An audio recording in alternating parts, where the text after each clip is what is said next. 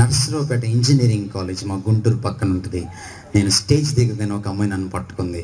ఏం సార్ మీరేంటి సార్, మేమెంత బ్రాడ్ మైండో తెలుసా? ఏమైందమ్మా అన్నాను నేను.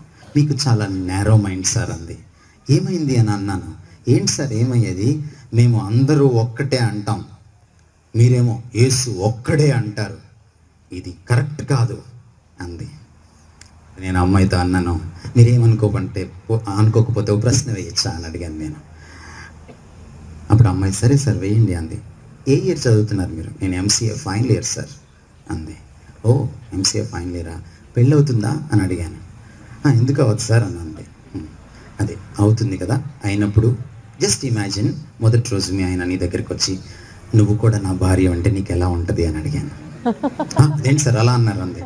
ఊరికే అమ్మా, నువ్వు కూడా నా భార్య అంటే నీకు ఎలా ఉంటుంది అని అన్నా. నీ ఫీలింగ్ ఎలా ఉంటుందో సార్ చెప్తావా? అస్సలు బాగుండదు సార్ అన్న అమ్మాయి.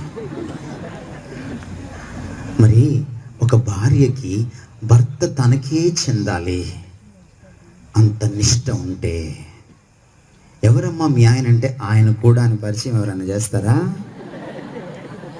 చాలా దరిద్రంగా ఉంటుంది కదా. ఎవర్రా మీ నాయన అంటే ఆయన కూడా ఎవడన్నా పరిచయం చేస్తాడా? ఎంత దిక్కుమాలినతనంగా ఉంటుంది అది. ఎవడ్రా దేవుడు అని అంటే ఆయన కూడా అనడానికి వీల్లేదు, ఆయనే అనాలి. అందుకనే దేవుడు ఈ లోకానికి దిగి వచ్చినప్పుడు నేను కూడా అని అండు, నేనే అంటాడు.